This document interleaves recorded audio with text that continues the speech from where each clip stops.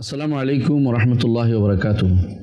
আলহামদুলিল্লাহ রাব্বিল আলামিন ওয়াসসালাতু ওয়াসসালামু আলা আশরাফিল আমবিয়া ওয়াল মুরসালিন নবিয়িনা মুহাম্মাদিন ওয়া আলা আলিহি ওয়া সাহবিহি ওয়া মান তাবি'আহুম বিইহসান ইলা ইয়াউমিদ্দিন ওয়া বা'দ। আলহামদুলিল্লাহ, আমরা গত কয়েকটি পর্বে জেনেছি যে কীভাবে আকীদাকে সংরক্ষণ করতে হয়। তাওহীদকে সংরক্ষণের জন্য শাইখুল ইসলাম মুহাম্মদ আব্দুল ওয়াহাব রাহমাতুল্লাহ আলাইহি চারটি নীতি বলেছেন। এই চারটি নীতির মধ্যে আমরা ইতিপূর্বে দুটি নীতি আলোচনা করেছি। আজকে ইনশাআল্লাহ তৃতীয় নীতি নিয়ে আলোচনা করব। ইতিপূর্বে যে দুটি নীতি আলোচনা করেছি তার মধ্যে প্রথমটি ছিল এটা যে রাসূলুল্লাহ সাল্লাল্লাহু আলাইহি ওয়াসাল্লাম যাদের মধ্যে প্রেরিত হয়েছেন, অর্থাৎ মক্কার কুরাইশরা, মক্কার কাফেররা, এরা আল্লাহর রুবুবিয়তের কিছু অংশ স্বীকৃতি দিত, কিন্তু এই কিছু অংশ স্বীকৃতির কারণে তারা ঈমানদার হতে পারে নাই। কিছু অংশ স্বীকৃতি ঈমানদার হতে পারে নাই। এটা হচ্ছে এই জন্য তাওহীদের পুরোটা স্বীকৃতি না দিলে কেউ কোনো ঈমানদার হতে পারে না। এটা হচ্ছে মূল কথা। দ্বিতীয় যে নীতিটা ছিল সেটা হচ্ছে যে দ্বিতীয় নীতিটা ছিল এটা ছিল যে রাসূলুল্লাহ সাল্লাল্লাহু আলাইহি ওয়াসাল্লামের যুগে যারা শিরিক করত, তাদের উদ্দেশ্য তারা কখনো বলতো না যে এরা সিজদা পাওয়ার যোগ্য, এরা আমাদের ইবাদত পাওয়ার যোগ্য। এরা কি করতো তাহলে? এটা এই জন্য করতো দুইটা উদ্দেশ্য। একটা হচ্ছে কেউ বলতো এদের নৈকট্য এনে দিবে আমাদেরকে আল্লাহর কাছে, আর কেউ বলতো এরা আল্লাহর কাছে আমাদের জন্য সুপারিশ করবে। এই দুইটা উদ্দেশ্য তারা করতো। তো এখনও যদি এরকম কিছু হয়, কেউ করে, তাহলে সেটাও শিরিক হবে। এটা তিনি দ্বিতীয় নীতিটা উল্লেখ করেছেন। 3 নম্বর নীতি আজকে আমরা যেটা পড়বো ইনশাআল্লাহ, সেটা হচ্ছে আন্না নবী সাল্লাল্লাহু আলাইহি ওয়াসাল্লাম যাহারা আলা উনাসিন মুতাফাররিকিন ফি ইবাদাতিহিম। মুহাম্মদ রাসূলুল্লাহ সাল্লাল্লাহু আলাইহি ওয়াসাল্লাম এমন এক গোষ্ঠী লোকের মধ্যে প্রেরিত হয়েছিলেন যাদের মধ্যে ইবাদতের ভিন্নতা ছিল। এক একজন এক এক রকম ইবাদত করত। তাদের ইবাদতের মধ্যে, অর্থাৎ তাদের যে ইবাদত করত, তারা শুধু একই শ্রেণী একই গোষ্ঠীর ইবাদত করতো না। অর্থাৎ তারা সবাই যে শুধু তারকার ইবাদত করতো তা নয়, বা শুধু সবাই যে ফেরেশতার ইবাদত করতো তা নয়, বা বিভিন্ন রকমের ইবাদত তারা করতো। তাদের মধ্যে কেউ ইবাদত করতো ফামিনহুম মান ইয়াবুদুল মালাইকা, তাদের মধ্যে কেউ ইবাদত করতো ফেরেশতাদের। ওমিনহুম মান ইয়াবুদুল আম্বিয়া ওয়া সালিহিন, তাদের মধ্যে কেউ ইবাদত করতো নবী এবং নেককারদের। ওমিনহুম মান ইয়াবুদুল আশজার ওয়াল আহজার, তাদের মধ্যে কেউ ইবাদত করতো গাছ এবং পাথরের, এবং তাদের মধ্যে কেউ ইবাদত করতো সূর্য এবং চন্দ্রের। ওয়াকাতালাহুম রাসূলুল্লাহ সাল্লাল্লাহু আলাইহি ওয়াসাল্লাম ওয়া লাম ইউফাররিক বাইনহুম। মুহাম্মদ রাসূলুল্লাহ সাল্লাল্লাহু আলাইহি ওয়াসাল্লাম তাদের সবার সাথে যুদ্ধ করেছেন। এটা বলেননি যে মালাইকারা তো ভালো, তাদের সাথে তাদের ইবাদত করলে আমরা যুদ্ধ করবো না, অথবা নবী নেককারদের ইবাদত করে তাদের যুদ্ধ করব না। শুধু গাছগাছালি যারা ইবাদত করছে, শুধু ইবাদত করছে, তাদের শুধুমাত্র যুদ্ধ করছি, এমন কিছু বলেন। এবং সবার সাথে তিনি যুদ্ধ করেছেন, এবং সবার সাথে যুদ্ধে তিনি আদিষ্টও ছিলেন। দলিল হচ্ছে আল্লাহ তাআলা বলেন ওয়াদ-দালিল কাউলু তাআলা ওয়াকাতিলুহুম হাত্তা লা তাকুনা ফিতনা, আর আপনি তাদের সাথে যুদ্ধ করুন, তাদের বিরুদ্ধে যুদ্ধ করুন, হাত্তা লা তাকুনা ফিতনা, যাতে শিরিক না হয়, শিরিক বন্ধ হয়ে যায়। ওয়া ইয়াকুনা দীনু কুল্লুহু লিল্লাহ, আর আনুগত্য কেবলমাত্র আল্লাহর জন্য নির্ধারিত হয়ে যাবে। অর্থাৎ একমাত্র দিন আল্লাহটাই অবশ্যই থাকবে, ইবাদত আল্লাহরই হবে, আর কারো ইবাদত হবে না। ততক্ষণ পর্যন্ত আপনার যুদ্ধ চলতেই থাকবে। এই যুদ্ধ এখনও আছে, এই অর্ডার অবশ্যই চলবে যতদিন পর্যন্ত আল্লাহ তাআলা রাষ্ট্রপ্রধানদেরকে, মুসলিম রাষ্ট্রপ্রধানদের ক্ষমতা দিবেন। তাদের প্রত্যেকের উচিত এই অর্ডার অনুসারে আমল করা, যে দুনিয়ার বুকে শিরিক হলে সেটা মূলোৎপাটন করা, এবং তার অধীন যে সমস্ত জায়গা আছে সেখানে কোনোভাবেই তিনি শিরিককে কোনো রকম সহযোগিতা করবেন না, বা কোনো শিরিকের কোনো সামান্যতম শিরিককে তিনি প্রমোট করবেন না, এবং দিনকে একান্ত আল্লাহর জন্য, ইবাদতের জন্য একমাত্র আল্লাহর জন্য এই ব্যবস্থাপনা তিনি করবেন। মুহাম্মদ রাসূলুল্লাহ সাল্লাল্লাহু আলাইহি ওয়াসাল্লামের কাছে আয়াত নাজিল হয়েছে, তিনি রাষ্ট্রপ্রধান, এবং রাষ্ট্রপ্রধানদের এইসব এর উপর দায়িত্ব আমাদেরও আছে। তবে আমাদের এই কিতাল অর্থ আমাদের উপর যুদ্ধ করা তখনই অনুমোদিত হবে যখন আমাদের সেটার রাষ্ট্রপ্রধান থেকে সেটাকে নির্দেশনা দেওয়া হবে। এর আগ পর্যন্ত আমাদের কাজ হবে এই বাকি যে দুটি আছে সেটা দিয়ে কাজ করা, অর্থাৎ মুখে অথবা অন্তর দিয়ে ঘৃণা করা, মুখে সেটা বলা। সেজন্য আমরা সেটা বলেই যাচ্ছি যে অবশ্যই এই যুদ্ধ চলবে এবং চলতেই থাকবে যতক্ষণ পর্যন্ত না আল্লাহর দ্বীন পুরো পৃথিবীতে প্রতিষ্ঠিত, জগতের সব জায়গায় প্রতিষ্ঠিত না হচ্ছে। তো এখানে আমরা দেখতে পাচ্ছি যে শাইখুল ইসলাম মোহাম্মদ আব্দুল ওয়াহাব রহমতুল্লাহ আলাইহি তৃতীয় নীতিটি এই জন্য বলেছেন, অনেক সময় বলে থাকে যে মূর্তি পূজার বিরুদ্ধে যুদ্ধ করা যাবে বা মূর্তি পূজা করতে এই জন্য যুদ্ধ করতো। আমরা যারা পীর সাহেবদের অনুসরণ করি, আমরা যারা আল্লাহর ওলিদের ভালো মনে করি, আল্লাহর ওলিদের কাছে আমরা নৈকট্য আল্লাহর কাছে পৌঁছে দেওয়ার জন্য যাই, অর্থাৎ আল্লাহর ওলিদের কাছে সুপারিশ চাই, তাদের বিরুদ্ধে যুদ্ধ করা যাবে না। এইটা বলে তারা অধিকাংশই এই সমস্ত বেদি বানিয়েছে, যে সমস্ত বানিয়েছে, কবর মাজার বানিয়েছে, এগুলিকে ভাঙতে তারা দেয় না, বলে যে এগুলো তো সেগুলোর সাথে একরকম করা হবে না। এবং অনেকেই দুর্ভাগ্যবশত অনেক জ্ঞানী মানুষ বলে বিবেচিত অনেকেই সেরকম ব্যক্তিও শাইখ হোসেন মোহাম্মদ আব্দুল ওয়াহাব রহমতুল্লাহ আলাইহিকে তার বিরুদ্ধে আক্রমণাত্মক ভূমিকা নিয়েছে এবং তিনি আক্রমণ করে তাকে খুব খারাপ শব্দ ব্যবহার করেছে। এমনকি আমরা দেখতে পাই ফয়জুল বারীর লেখক তিনি শাইখ হোসেন মোহাম্মদ আব্দুল ওয়াহাবকে এই কারণে তিনি এমন শব্দ ব্যবহার করেছেন যেটা কোনো ব্যক্তি কোনো আলেমের জন্য ব্যবহার করতে পারে না, অথচ তিনি একজন শাইখুল ইসলামের বিরুদ্ধে একজন আলেম সেটা ব্যবহার করেছেন। তিনি বলেছেন যে তিনি মানুষদেরকে কাফের করতেন, তাকফির করতেন কোন জায়গায়? তাকফির করতেন কাফেরকে শুধু কাফের বলতেন, যারা কবর পূজা করে, মাছ পূজা করে, যারা পীর পূজা করে, যারা গাছ পূজা করে, যারা সূর্য পূজা করে এবং যারা ফেরেশতাদের পূজা করে, নবীর পূজা করে, নেককারদের পূজা করে, সব তো কাফের। যদি কাফেরকে কাফের না বললে ঈমান কিভাবে থাকবে? কাফের বলতেই হবে, এটা তো শরীয়তের বিধান। কারণ ইসলামের একটা নীতি তিনটি কাজ করলো যে ইসলাম মুসলিম হয়, এর মধ্যে একটাই হচ্ছে যে কাফেরকে জানতে হবে এবং তাদের থেকে নিজেদেরকে অবশ্যই মুক্ত ঘোষণা করতে হবে, শিরক এবং মুশরিক থেকে নিজেদের মুক্ত ঘোষণা করতে হবে। তাহলে দেখা যাচ্ছে যে রাসূলুল্লাহ সাল্লাল্লাহু আলাইহি ওয়াসাল্লাম যে যুদ্ধ করতেন, যাদের বিরুদ্ধে যুদ্ধ করতেন, তাদেরকে তিনি সবাইকে, যে মুশরিক হইলেই তিনি সবাই যুদ্ধ করেছেন। কিসের ইবাদত করতো এটা বড় কথা নয়, আল্লাহর সাথে অন্য যারাই তারা ইবাদত করতো তিনি তাদের বিরুদ্ধে যুদ্ধ করেছেন। এখন বর্তমানে অনেকেই হয়তো মনে করতে পারে যে ওলি আল্লাহদের যেখানে ইবাদত হচ্ছে, শিরিক হচ্ছে, সেগুলির বিরুদ্ধে যুদ্ধ করা যাবে না, বা কারণ ওলি আল্লাহ তো আল্লাহর প্রিয় পাত্র ইত্যাদি হয়তো মনে করতে পারেন। অনেকে হয়তো এরকম মনে করতে পারে যে তাদের ইবাদত ওলি আল্লাহ বর্তমানে যেগুলো কবর পূজা হচ্ছে, মাজার পূজা হচ্ছে, এগুলি ইবাদত ওই রাসূলুল্লাহ সাল্লাল্লাহু আলাইহি ওয়াসাল্লাম যুগে যারা ইবাদত করতো মূর্তি, সেগুলি থেকে বা অন্যান্য ইবাদত করতো, তাদের ইবাদত হচ্ছে ভিন্ন রূপ, এটা তারা হয়তো মনে করতে পারে। তো অনেকে হয়তো মনে করতে পারে যে এগুলোর ইবাদত বাড়াবাড়ি হয়ে যাচ্ছে যদি কোনো এগুলি বিরোধিতা করা হয়, ওলি আল্লাহদের সাথে শত্রুতা করা হয়, এরকম অনেকে মনে করতে পারে, নাউজুবিল্লাহ। অথচ এই ইবাদত আল্লাহ ছাড়া অন্য ইবাদত মানেই হচ্ছে শিরক, এবং সেটা জারি করা হোক না কেন। এমনকি কেউ যদি কোনো আল্লাহর নেক বান্দা, বিশেষ আল্লাহ সবচেয়ে বেশি নেক বান্দা হচ্ছে আল্লাহ নবীদের, তাদের নিয়ে যদি কেউ এরকম কোনো রকমের করে, এরকম কোনো কথা বলে বা এরকম শিরকি কথা বলে, শিরকি কাজ করে, তাহলে তাদের বিরুদ্ধে যুদ্ধ করতে হবে। এটি হচ্ছে রাসূলুল্লাহ সাল্লাল্লাহু আলাইহি ওয়াসাল্লাম আদর্শ, কারণ রাসূলুল্লাহ সাল্লাল্লাহু আলাইহি ওয়াসাল্লাম এটা করেছেন। কারণ সমস্ত শিরকি একই মিল্লাত, আর শিরকুল মিল্লাতুন ওয়াহিদা, সমস্ত কুফর মিল্লাতুন ওয়াহিদা, শিরকু মিল্লাতুন ওয়াহিদা, সমস্ত শিরকি একই, আর মুসলিমরা আলাদা, অর্থাৎ কাফেররা সব একরকম, মুসলিমরা সব আলাদা। এটা অবশ্যই ইমানদাররা সবসময় মনে করতে হবে এবং বিশ্বাস করতে হবে। কারণ আল্লাহ তাআলা শিরককে হারাম করেছেন এবং যত রকমের শিরিক আছে সবগুলির বিরুদ্ধে যুদ্ধ করতে তার নবীকে নির্দেশনা দিয়েছেন। সুতরাং শিরিক যদি হয়ে যায়, সেখানে নেককার সাথে শিরিক হলো না বদকারের সাথে শিরিক হলো, নাকি কোনো মূর্তি, নাকি পাথর, না গাছ, না সূর্য, না চন্দ্র, নাকি নবী, না অলি, না ফেরেশতা, এগুলি দেখার বিষয় না। দেখা হবে যে আল্লাহর সাথে যেন শরীক না করা হয়। কারণ আল্লাহ তাআলা বলেছেন ওয়াবুদুল্লাহ ওয়া লা তুশরিকু বিহি শাইআন, একমাত্র আল্লাহর ইবাদত করো, তার সাথে কাউকে শরীক করিও না। শাইআন বলেছে, ওয়াবুদুল্লাহ ওয়া লা তুশরিকু বিহি শাইআন, সামান্যতম কোনো কিছু, সেটা ফেরেশতা হতে পারে, নবী রাসূল হতে পারে, নেককার হতে পারে, অলি হতে পারে, গাছ হতে পারে, পাথর হতে পারে, এমনকি চাঁদ, সূর্য, তারকা, অথবা যে কোনো জিনিস হতে পারে, এমনকি দুনিয়ার যে কোনো দুনিয়া সামান্যতম কোনো সামগ্রী হতে পারে, অথবা খেলাধুলা ইত্যাদি হতে পারে, এগুলি কোনো কিছুর সাথে সামান্যতম শরীক করা যাবে না। এই জন্য রাসূলুল্লাহ সাল্লাল্লাহু আলাইহি ওয়াসাল্লাম এগুলির সাথে সামান্যতম শরীক করার তাদের বিরুদ্ধে রাসূলুল্লাহ সাল্লাল্লাহু আলাইহি ওয়াসাল্লাম যুদ্ধ করেছেন।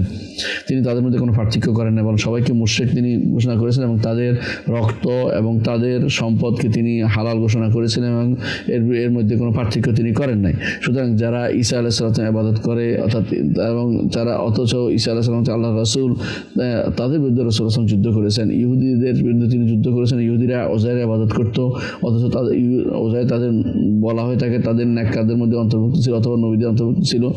সেটা হতে পারে অথবা নাও হতে পারে, আমরা সেটা নির্ধারণ করে বলছি না, কারণ আমাদের কাছে ওজাইর সম্পর্কে বিস্তারিত বর্ণনা আসেনি। তবে এতে কোনো সন্দেহ নাই, ঈসা আলাইহিস সালাম ঈসা মাসীহ তিনি অবশ্যই আল্লাহর প্রিয় পাত্র ছিলেন এবং রাসূল ছিলেন। তারপরও তারা ইবাদত করত খ্রিস্টানরা ঈসা মাসীহ, তারপর রাসূলুল্লাহ সাল্লাল্লাহু আলাইহি ওয়াসাল্লাম তাদের বিরুদ্ধে যুদ্ধ করেছেন। কারণ আল্লাহর নেক বান্দা হলেই তার আল্লাহর সাথে শরীক করলে মাফ পেয়ে যাবে, কথাটা এরকম না, বরং তার বিরুদ্ধে যুদ্ধ করতে হবে। এর প্রমাণ হিসাবে শাইখুল ইসলাম আব্দুল ওয়াহাব রাহমাতুল্লাহ আলাইহি সূরা আনফালের 39 নম্বর আয়াতে উল্লেখ করেছেন, আল্লাহ তাআলা বলছেন তাকে, তার নবীকে, ওয়াকাতিলুহুম, আর আপনি তাদের বিরুদ্ধে যুদ্ধ করুন, হাত্তা লা তাকুনা ফিতনা, অর্থাৎ মুশরিকদের বিরুদ্ধে যুদ্ধ করুন।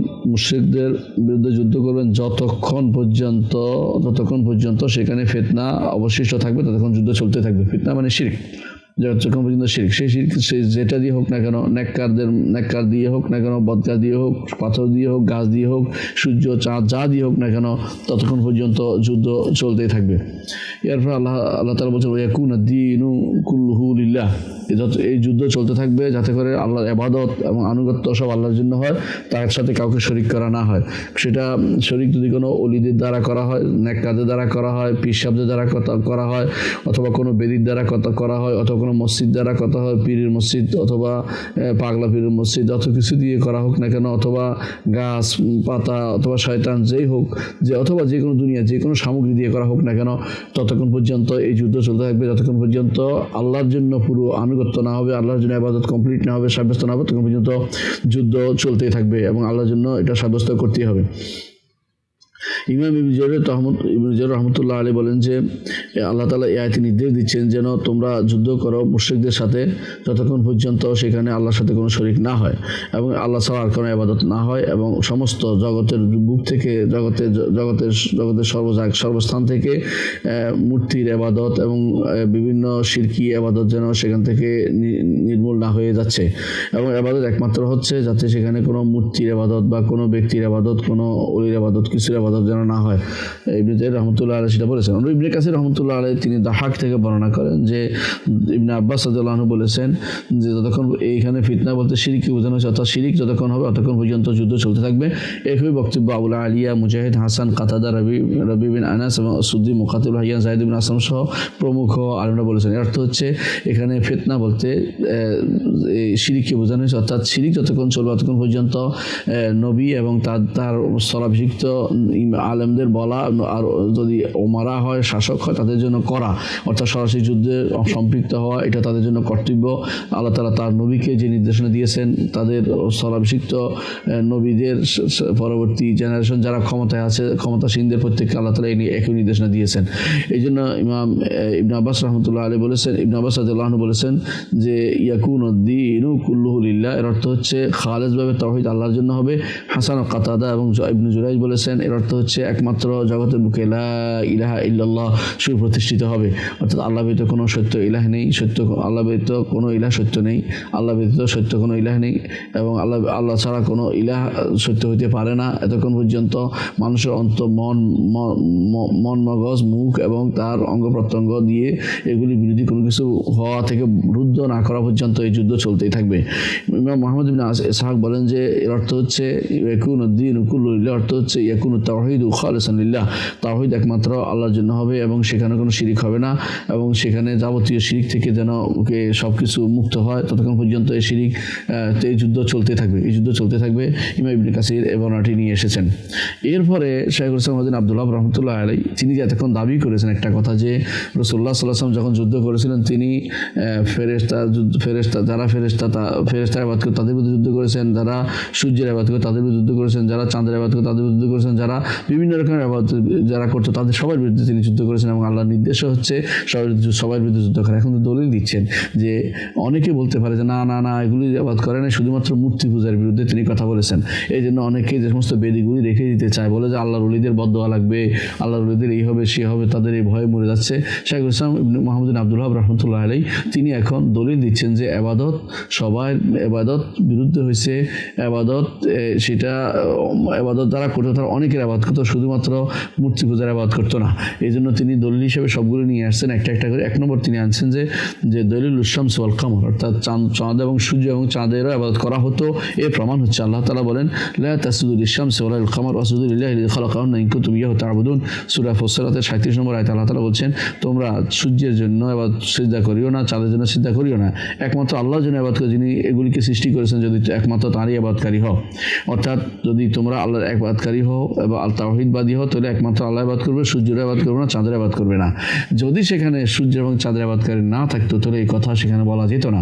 এর অর্থ হচ্ছে আরবের মুশরিকরা 2 ধরনের ইবাদত করতো, তারা মূর্তির ইবাদত করতো অনুরূপভাবে, আর তাদের মধ্যে কিছু লোক আছে তারা সূর্যের ইবাদত করতো, কেউ চাঁদের ইবাদত করতো। এটাই প্রমাণিত। এই জন্য ইসলামী শরীয়তে যে চাঁদের চন্দ্র সূর্য ইবাদতকে বন্ধ করার জন্য শরীয়ত বিভিন্ন রকম পদ্ধতি অবলম্বন করেছে। কিন্তু আমরা দেখতে পাই রাসূলুল্লাহ সাল্লাল্লাহু আলাইহি ওয়াসাল্লাম তিনি বলেছেন, লা ইয়াতাহাররা আহাদুকুম ফায়ুসাল্লি ইনদা তুলুই শামস ওয়া লা ইনদা গুরুবিহা। তোমাদের কেউ যেন জেনে শুনে সিদ্ধান্ত না নেয় যে আমরা একদম সূর্য উঠার সময়, সূর্য ডুবার সময় ইবাদত করব, সালাত আদায় করব। কারণ এতে করে, কেন এটা করেছেন, যাতে করে যারা সূর্যের ইবাদত করে, যারা সূর্যের ইবাদত করে তাদের ইবাদতের সাথে কোনো রকমের সাদৃশ্য না হয়ে যায়।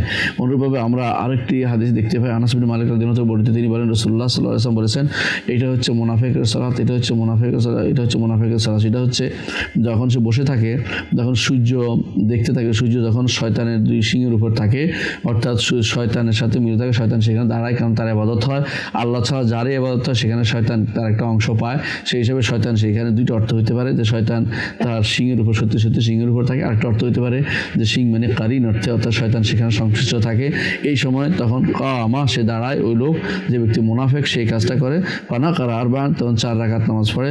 লা ইয়াজকুরুল্লাহ ফিহা ইল্লা কালিলা, আল্লাহকে শুধুমাত্র 4 বার ঠোকর দেয়, অর্থাৎ কাট কাট কাট নকর করে, অর্থাৎ ছাগলে আর মোরগে খাওয়ার মতো শুধুমাত্র শব্দ করে, অর্থাৎ সে লা ইয়াজকুরুল্লাহ ফিহা, আল্লাহ জিকির শুধুমাত্র করে না, তসবিহগুলো ঠিক মতো পড়ে না, শুধুমাত্র এটা দেখানোর জন্য, লোক দেখানো সালাত সে আদায় করে থাকে।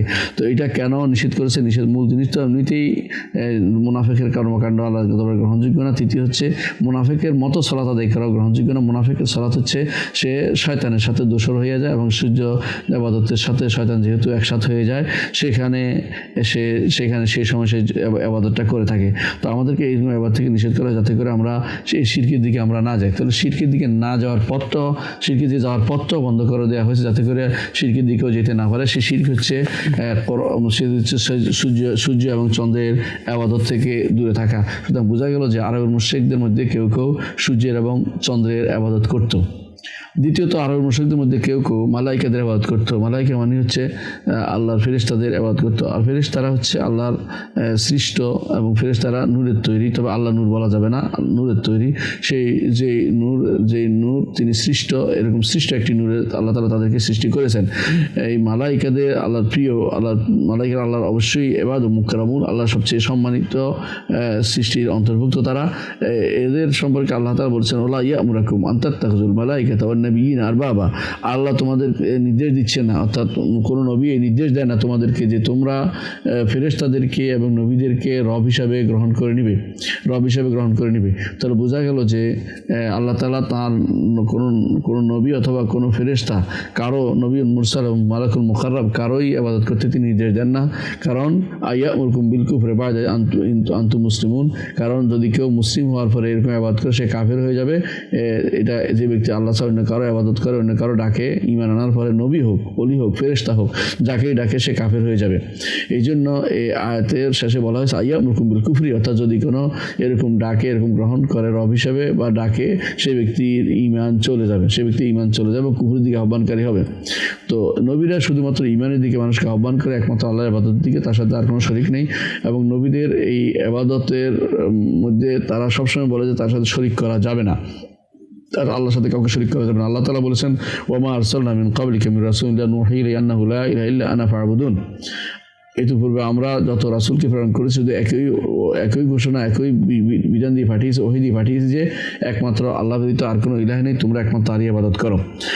তো এইখানেও আমরা দেখতে পাচ্ছি যে এই আয়াতে, এবং আরেকটি আয়াত আমরা আগেও জেনেছি, ওয়ালাকাদ বাআসনা ফি কুল্লি উম্মাতিন রাসূলান আন ইউবুদুল্লাহ ওয়া ইজতানিবুত তাগুত। আমরা প্রত্যেক জাতিতে রাসূল প্রেরণ করেছি যেন একমাত্র আল্লাহর ইবাদত করে এবং তাগুতকে বর্জন করা হয়।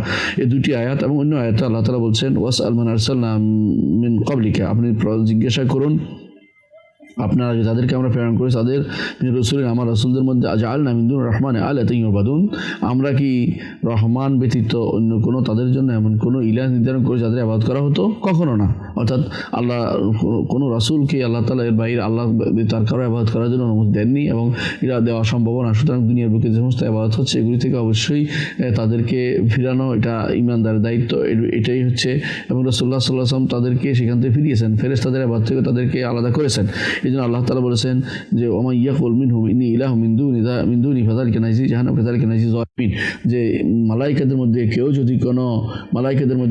যদি কোনো এটা বলে যে তিনি আল্লাহ ব্যতীত, তিনি রব, তিনি ইলাহ, তো আল্লাহ তাআলা বলছেন যে তাকে তিনি জাহান্নাম দিয়ে শাস্তি দিবেন।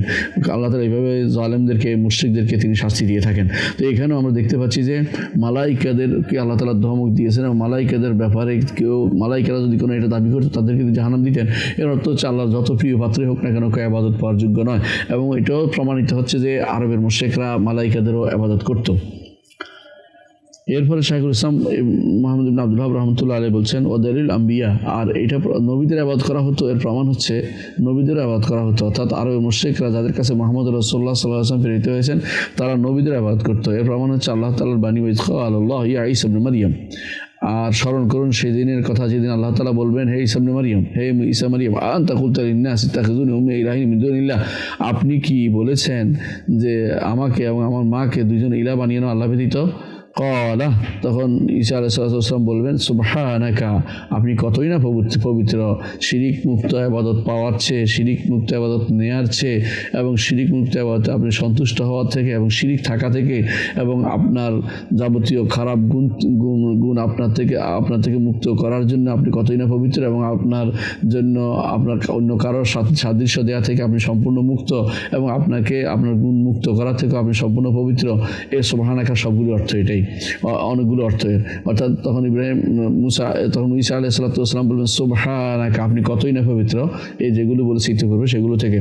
মা ইয়াকুনু আন আকুলা মা লাইসা বিহাক্কিন, যেটা হক নয় এটা বলা আমার জন্য কখনো শোভনীয় নয়, বলিনি আমি কখনো, সেটা বলা সম্ভব না আমার পক্ষে। ইন কুনতু কুলতু ফাকাদ আলিমতা, যদি আমি বলতাম তাহলে আপনি অবশ্যই জানতেন। তাআলা মা ফি নাফসি ওয়ালা আ'লামু মা ফি নাফসিক, আমি কি করেছি আপনি জানেন, আপনি কি করেন আমি যা জানি না, আপনি আপনার সত্তায় কি আছে আমি জানি না। ইন্নাকা আনতা আল্লামুল গুয়ুব, আপনি অবশ্যই গায়েবের খবর জানেন, আমি কি করেছি সব আপনি জানেন। এখানে দেখা গেল যে অনেকে হয়তো বলতে পারে যে নবীদের ইবাদত করা হয়নি, এখন যে আমরা নবীদের ভালো বলতেছি, নবীদের জন্য নবীদের কাছে সুপারিশ চাইতেছি, নবীদের কাছে নৈকট্য চাচ্ছি, নবীদেরকে আমরা মাধ্যম মানতেছি, মাধ্যম নামে শিরিক করতেছি। এই জাতীয় মাধ্যমে সবসময় শিরিক হয় না, মাঝে মাঝে শিরিক হয়ে যায়। তো মাধ্যমে অনেক সময় শিরিক হয়, সেটার উদ্দেশ্য যে নবীদেরকে আমরা শুধুমাত্র তাদের উদ্ধার কামনা করতেছি, তাদেরকে এটা করতেছি অনেকে বলতে পারে। এবং তারা হয়তো বলতে পারে যে রাসূলের যুগে যারা ছিল তারা নবীদের ইবাদত করে নাই, তারা শুধু মূর্তি পূজা করছে। এই জন্য শাইখুল ইসলাম এখানে দলিল হিসেবে আনতেছেন না, তার নবীরও ইবাদত করতো। এর প্রমাণ হচ্ছে যে রাসূলের যুগে যখন এই আয়াত নাজিল হয়েছে তখন নাসারারা তখন ঈসা আলাইহিস সালামের ইবাদত করতো, আল্লাহ তাআলা তখন এই আয়াত নাজিল করে তাদেরকে জানিয়ে দিলেন যে ঈসা আলাইহিস সালাম তিনি অচিরেই তাদের এই সমস্ত কর্মকাণ্ড থেকে নিজেকে বারিউ জিম্মা বা সম্পূর্ণরূপে বিমুক্ত ঘোষণা করবেন। এবং এটা জানিয়ে দিলেন যে ঈসা আলাইহিস সালাম তাদেরকে তাওহীদিকে আহ্বান জানিয়েছেন, আল্লাহ ব্যতীত অন্য কারো ইবাদত করা থেকে মুক্ত থাকার জন্য নির্দেশনা দিয়েছেন এবং তাদেরকে শিরিক ছেড়ে দিতে বলেছেন এবং শিরিক থেকে সাবধান করেছেন। এই জন্য সূরা মাদের 116 নম্বর এই আয়াতটি আমরা স্মরণ করলেই বুঝতে পারবো যে আল্লাহ তাআলা ব্যতীত আরবের মুশরিকদের কেউ আরবে অথবা ইহুদি নাসারাদের কেউ ঈসা আলাইহিস সালাম ইবাদত করত। তো ঈসা আলাইহিস সালাম কিয়ামত দিন তাদের থেকে সম্পূর্ণ বিমুক্ত ঘোষণা করবেন, বরং তিনি বলবেন যে দুনিয়ার বুকে কিয়ামত পর্যন্ত যে সমস্ত জিনিস হয়েছে এগুলির ব্যাপারে ব্যাপারে আমার কোনো সে নাই, আমি কিছু বলবো না, কারণ আমি এদের কিছু বলি নাই, এবং আপনি জানেন হে আল্লাহ, আপনি জানেন আমি জানি না। আমি যখন ফালাম্মা তাওয়াফাইতানি কুনতা আনতা রাকিব আলাইহিম, আপনি যখন আমাকে মৃত্যু দিয়েছেন আপনি সব কিছু দেখেছেন, আমি তো সেটা দেখার কোনো সুযোগ পাইনি। সুতরাং তিনি সেদিন অস্বীকার করবেন, যারা আজ ক্রুশ ইবাদত করতেছে তাদের অস্বীকার করবেন, এবং একমাত্র তিনি যখন আবার নাজিল হবেন সেদিন তিনি যখন আবার ঈসা আলাইহিস সালাম দুনিয়াতে আসবেন কিয়ামতের আগে, তখন তিনি একমাত্র তাওহীদ দিকে আহ্বান জানাবেন, শিরক মুক্তির দিকে আহ্বান জানাবেন, এবং সেদিন তিনি একমাত্র আল্লাহ থেকে আল্লাহর তাওহীদের দিকে আহ্বান জানাবেন, এবং যারা সালিবের ইবাদত করছে অর্থাৎ যারা ক্রুশ বানাচ্ছে তাদেরকে ক্রুশ মুক্ত হতে বলবেন এবং তাদেরকে এর বিরুদ্ধে যুদ্ধ করবেন। রাসূলুল্লাহ সাল্লাল্লাহু আলাইহি ওয়াসাল্লাম হাদিসে এসেছে, তিনি বলেছেন ওয়াল্লাযী নাফসি বিয়াদিহি, যার হাতে আমার প্রাণ, লা ইউশাকা আন ইয়ানজিলা ফীকুম ইবনু মারইয়াম হাকাম ওয়া আদালা, ও চিরেই তোমাদের মধ্যে নাজিল হবেন ইবনে মারইয়াম অর্থাৎ ঈসা ইবনে মারইয়াম হাকমান আদলান অর্থাৎ বিচারক হিসাবে, অর্থাৎ শাসক হিসাবে, আদলান ইনসাফকারী হিসাবে। ফায়াকসিরুস সালিব, তিনি তখন ক্রুশ ধ্বংস করবেন, ক্রুশ ভেঙে ফেলবেন। কারণ ক্রুশ অর্থ হচ্ছে তারা মিথ্যা দাবি করে থাকে যে তারা ঈসা আলাইহিস সালাতু ওয়াস সালামকে ক্রুশে চড়িয়েছে। আল্লাহ তাআলা কোরআনে কারীমে তাদের মিথ্যা ভেঙে দিয়েছেন। আল্লাহ তাআলা বলছেন ওমা কাতালুহু ওমা সালাবুহু লাকিন শুব্বিহা লাহুম, তারা তাকে হত্যাও করতে পারে না এবং ক্রুশে চড়াতে পারে না, তাদের কাছে সন্দেহ হয়েছিল, তারা সন্দেহে দোদুল্যমান হয়ে পড়ে আসছিল।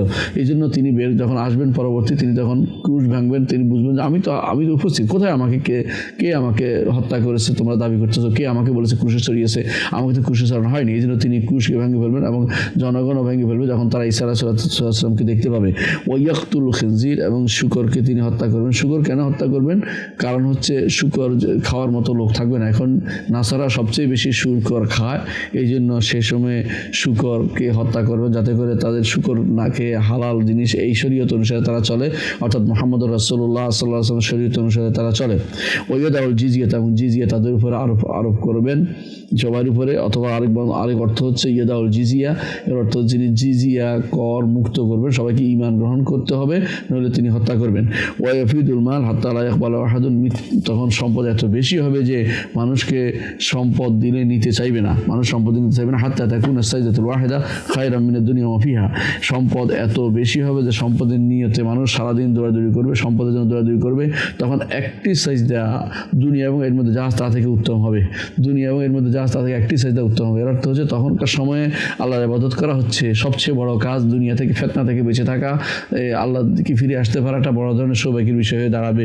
এই জন্য আবু হুরায়রা রাদিয়াল্লাহু আনহু এরপরে তিনি এই ঘটনার উপরে তিনি দলিল দিচ্ছেন, কোরআনে কারীমের আয়াত দিয়ে দলিল দিচ্ছেন এবং বললেন যে ইকরাউ ইন শিতুম, তোমরা যদি চাও তাহলে পড়ে দেখো।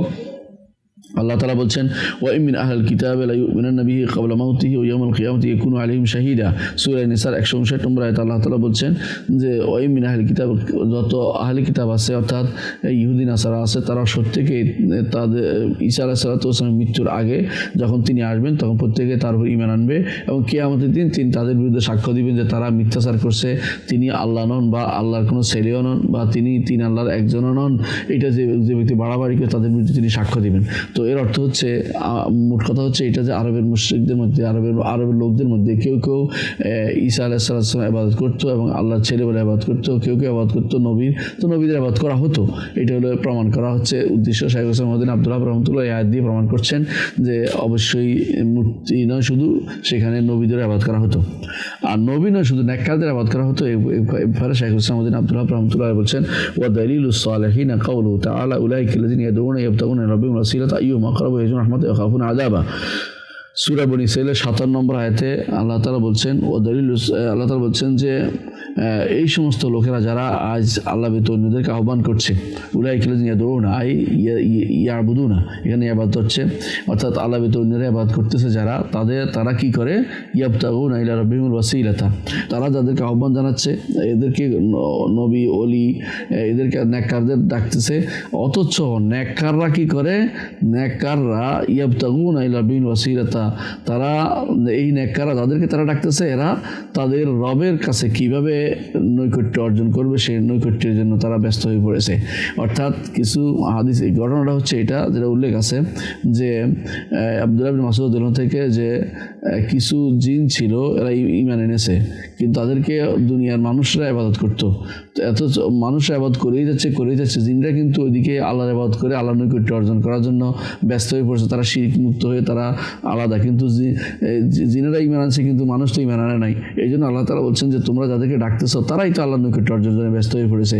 তারা চাচ্ছে আইয়ুম আকরাবু, কে আল্লাহ সবচেয়ে নিকট জায়গায় পৌঁছতে পারবে, কীভাবে আল্লাহর নৈকট্য লাভ করতে পারবে, এই জন্য তারা সবসময় ব্যস্ত আছে।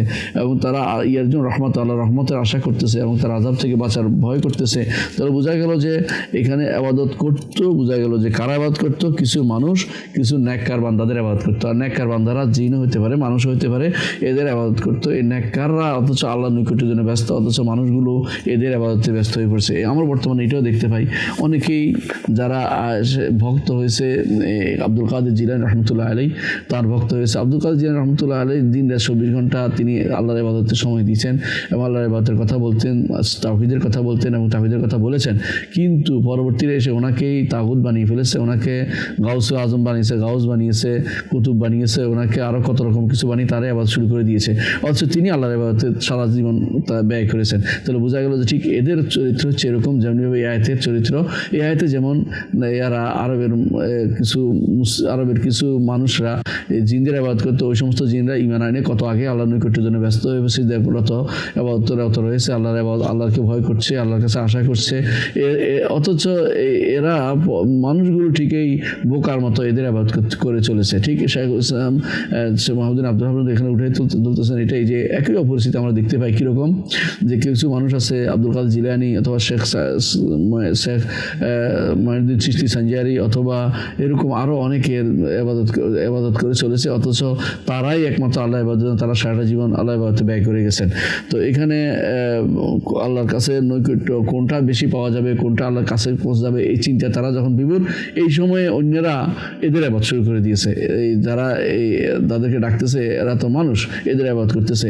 তো এইটা কত ধরনের কত দুর্ভাগ্যের বিষয়, এটা শাইখুল ইসলাম আব্দুল ওয়াহাব রাহমাতুল্লাহ আলাইহি এটা দ্বারা তুলে ধরেছেন। এর অর্থ হচ্ছে যে যদি কেউ এরকম কারো ইবাদত করে না জেনে, তাহলে তার যার ইবাদত করা হয় তার কোনো অসুবিধা হবে না।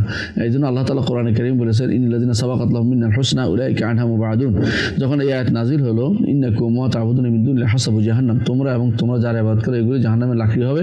তখন আরবের মুশরিকরা কেউ বলা বলি করতে লাগলো, তো আমরা যেগুলো মূর্তি পূজা করি এগুলো জাহান্নামের লাকড়ি হলো, কিন্তু ঈসার কি হবে? তখন আল্লাহ তাআলা এই আয়াত নাজিল করলেন যে ইন্নাল্লাযিনা সাবাকাত লাহুম মিনাল হুসনা উলাইকা আনহা মুবাদুন। এর আগে যাদেরকে আল্লাহ তাআলার পক্ষ থেকে জান্নাতের সংবাদ দেয়া এরা এই সমস্ত জাহান্নাম থেকে দূরে থাকবে, কারণ তাদের তো কোনো দোষ নাই। তাদের অনুপস্থিতি, তাদের অসমর্থনে, তাদের সমর্থনে না, তাদের ইচ্ছার বিরুদ্ধে এবং তাদের জানার বিরুদ্ধে অন্যরা তাদের ইবাদত করছে। সুতরাং এইটা দ্বারা তাদের কোনো ক্ষতি হবে না, কিন্তু ইবাদতকারীদের ক্ষতি হবে, তারা মুশরিকগুলো বিবেচিত হবে।